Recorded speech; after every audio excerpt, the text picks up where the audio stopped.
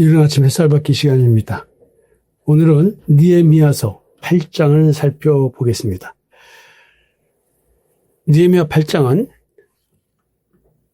1절부터 3절 같이 보면 백성들이 하나님의 율법을 듣고자 자발적으로 요청을 합니다. 그리고 이제 율법을 낭독하고 해석하고 깨닫는 과정이 있고요. 그리고 이 깨달음을 통해서 회개를 하고 그리고 여호와로 말미암아 기쁨을 갖게 됩니다. 그리고 깨달음이 삶의 실천으로 초막절 준수로 전환됩니다. 그리고 초막절을 회복하면서 큰 기쁨을 다시 누리는 이런 구조로 8장을 되어 있는데요. 8장 전체에 대한 내용을 한번 살펴보고 그리고 몇 가지 표현 중에서 우리에게 다시 의미를 갖고 봐야 될 것들 한번 살펴보도록 하겠습니다. 1절부터 3절을 보면요. 모든 백성들이 일제히 수문 앞에 광장에 모입니다. 그리고 학사 에서에게 여호와께서 이스라엘에게 명령하신 모세의 율법책을 가져와서 자기들에게 알려달라고 얘기합니다. 지금 모든 백성이 스스로가 말씀을 듣고자 해서 에스라를 모시는 겁니다.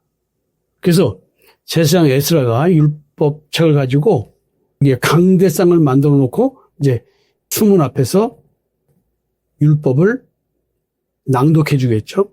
근데 여기서 재밌는 내용이 있습니다. 남자나 여자나 알아들을 만한 모든 사람들이 모였습니다.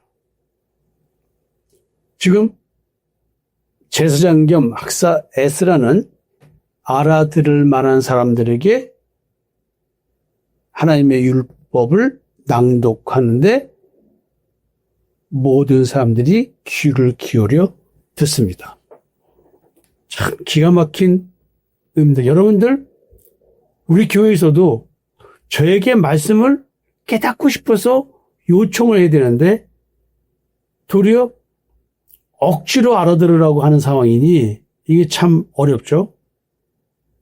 프로그램을 만들어서 전하려고 노력을 하고 있지만 여러분들이 스스로가 말씀을 찾고자 하는 노력으로 교회를 와야 되고요. 말씀을 들으려고 하고 특히 주일 예배 열심히 찾아서 오셔야 됩니다.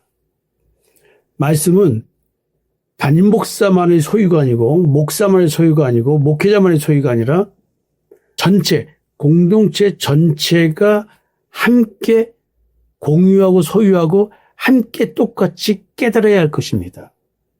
이제 에스라가 율법을 낭독합니다. 백성들은 일어서고 손을 들고 아멘으로 화답하고 또 얼굴에 땅을 묻으면서 깨달음을 표현합니다. 에스라가 위대하신 하나님 여호와를 송축하며 모든 백성이 손을 들고 아멘 아멘 하고 응답하고 몸을 굽혀 얼굴을 땅에 대고 여호와께 경배하니라. 지금 하나님의 율법책을 낭독했습니다. 그리고 하나님의 율법책을 낭독하고 그 뜻을 해석하여 백성에게 그 낭독하는 사람 다 깨닫겠네. 지금 이 말이 뭐냐면 나중에 이제 또 구체적으로 얘기를 하겠지만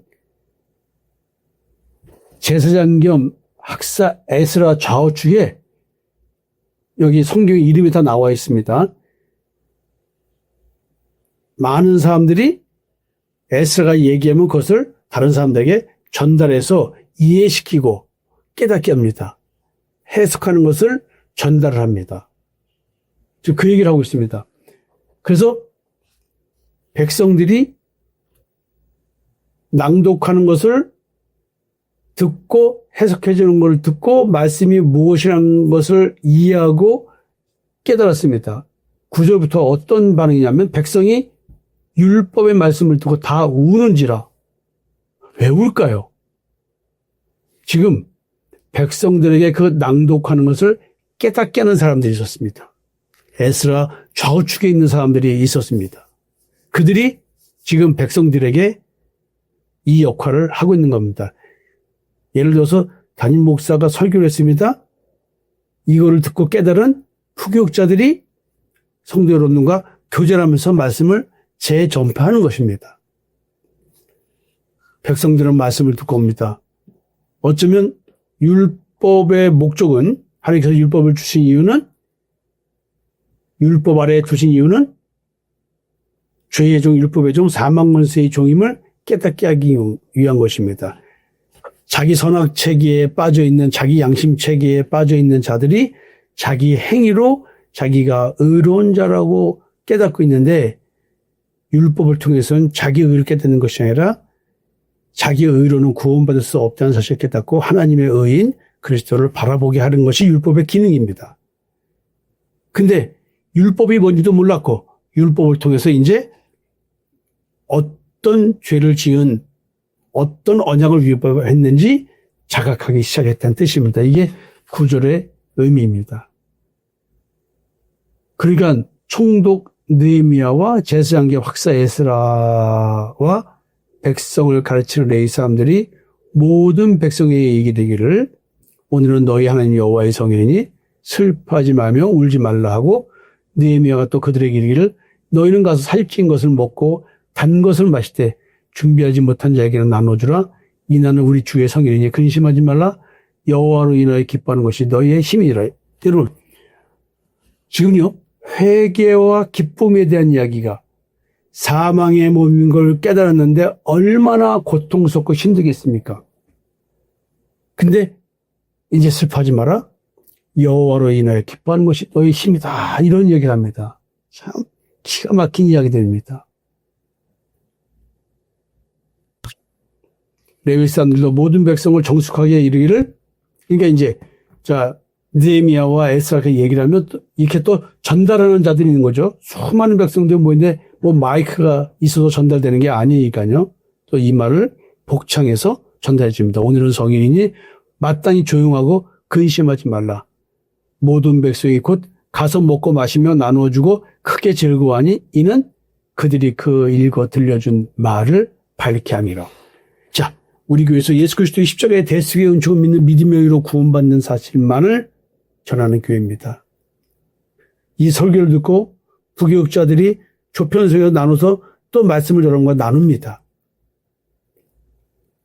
자기 존재인식이 될 때 괴롭고 고통스럽고 힘들 것입니다. 그러나 우리 교회는 먹고 마시는 가운데 싹 트는 복음입니다. 여기 말씀대로 우린 참 먹고 마시며 서로 나누고 내가 쏠게 가위바위보에서 또 걸리면 사고 즐거워하면서 들은 설교로 인하여 깨달음의 기쁨을 나누고 있습니다. 말씀의 목적은 정죄가 아닙니다. 정죄함을 느끼는 죄책감을 통해서, 양심의 가책을 통해서 예수 그리스도를 바라보게 하는 회복과 기쁨이 말씀의 목적입니다. 그리고 이제 이러한 과정을 거쳐서 율법에 기록된 초막절을 발견합니다.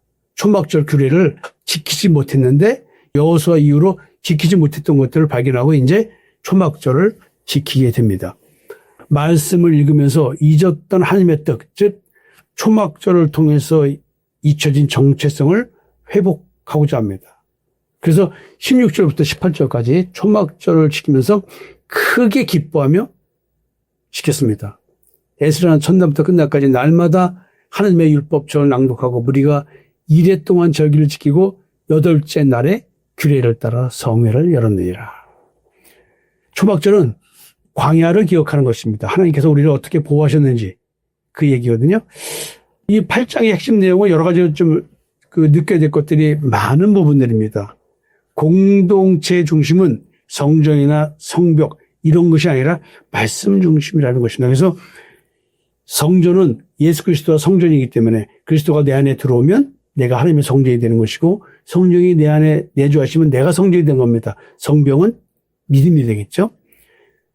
이제 이런 외적 질서보다 말씀의 질서로 전환되는 걸 통해서 우리에게 해주는 이야기가 이런 식의 개념인 것입니다. 그리고 말씀은 듣는 거지만 결국 듣는 것이 아니라 깨닫는 것입니다. 8장 8절에 보면 깨닫게 하니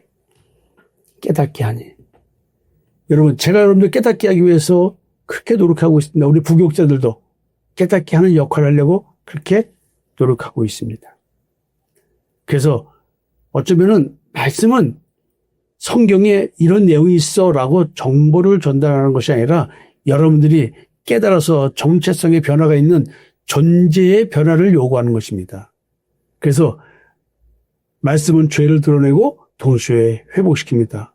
먼저 울고 그리고 기쁨이 있는 것입니다. 여러분, 사망이 몸인 걸 깨닫고 그리스도를 바라보는 믿는 믿음으로 구원받는 울음과 기쁨이 동시에 있는 것입니다.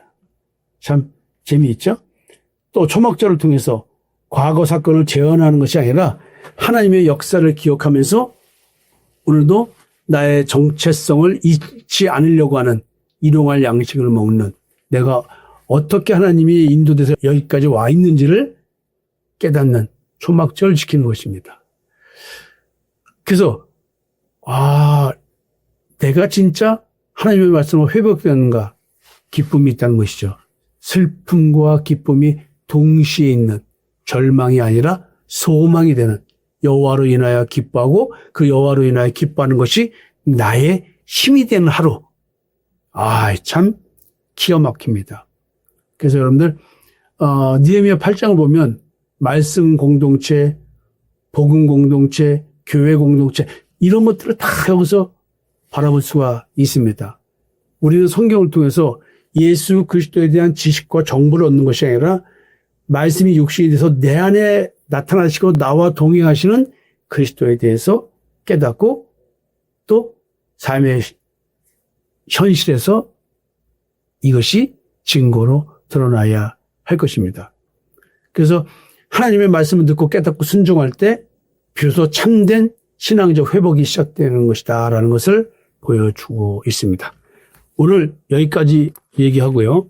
또 이어서 다른 몇 가지 구조를 통해서 한번 생각을 또 깊게 하는 시간을 갖도록 하겠습니다. 감사합니다.